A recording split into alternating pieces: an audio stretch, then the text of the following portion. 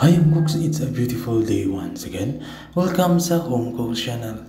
For this video, Cooks, magluluto lang tayo ng fried danggit with oyster sauce.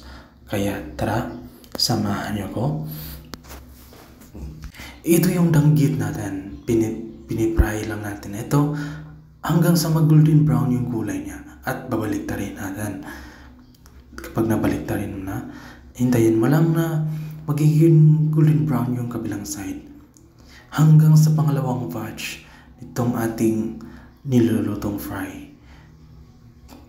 Dinalawang batch ko ito kasi hindi magkakasya sa isang kawali. Kaya same procedure pa din sa isang batch. Tara, simulan natin ang pagigisa nitong ating mga ingredients. Meron din ng red bell pepper, luya, garlic, red onion,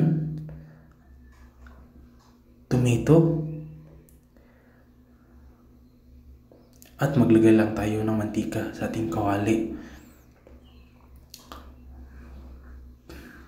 Gagamitin tayo dito ng soy sauce at itong ating vinegar at magic syrup and oyster sauce. Yun, at kapag okay na yung ating, mainit na yung ating mantika, ilagay natin itong ating red onion. Halo-haluin lang natin ito hanggang maging okay yung onion natin. Ilagay natin itong ating ginger. Napagaganda itong ating ginger is magtatanggal to ng lansa sa ating lulutuing isda. Pag mga 30 seconds siguro sa ating ginger, okay na yan. At ilagay natin itong ating bawang. Susunod, halo-haluin lang natin.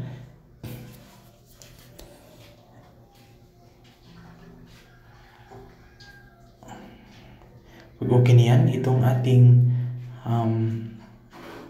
tomato, halo-haluin na natin. At isusunod na rin natin itong ating red bell pepper. Halo-haluin natin hanggang sa maging okay na yung ating mga ingredients. Kapag okay na yung ating ingredients, lagyan lang natin ito ng soy sauce.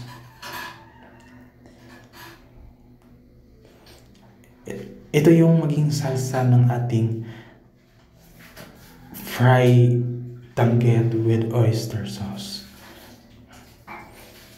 Yan, kapag ganyan na, ilagay natin ang ating vinegar. Lagyan na natin dito ang ating magic syrup. Ito yung nagbibigay ng linamnam doon sa ating lulutuing fish.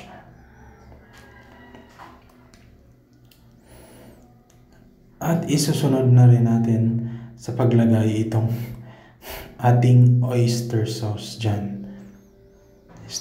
Lagyan natin ng oyster sauce. Yan, alright. Ready go. And halo-haluin lang natin. Wow, look at that. It's so sticky and delicious. Yan yung maging salsa ng ating fried danggit.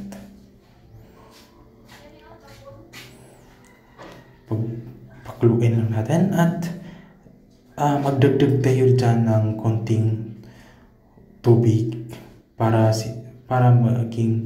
maging sauce ng ating fried danggit, para masipsip talaga yung mga mga ingredients. Yan, halo-haluin lang natin at hihintayin lang natin yan kumulo.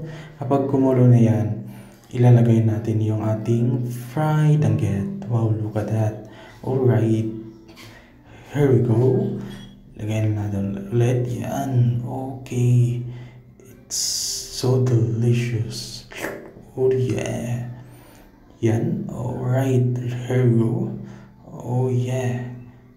Yan, lagay natin yung isa. Yan yung pina-fry natin kanina. Okay. Napakasarap nito. Napaka-linamnam ng luto natin.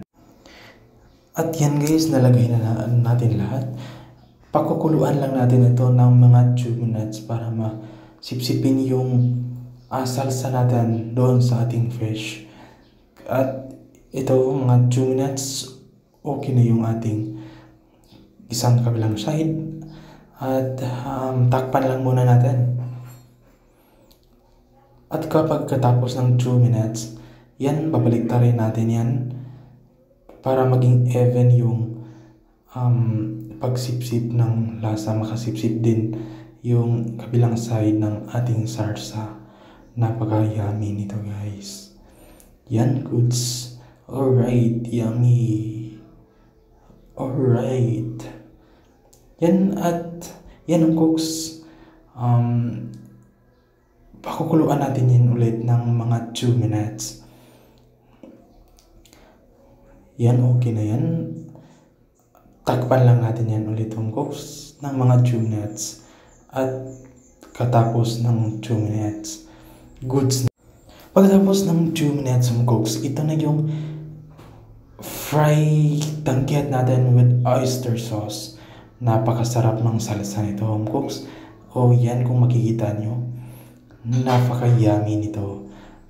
Talagang napakasarap nito, home cooks. Right, lagay natin tong ating sauce. Oh wow, look at that, it's so delicious. Oh yeah, done and dusted, out of this planet. Tara cooks, kain tayo. Thank you for watching sa susunod nga recipe. Bye!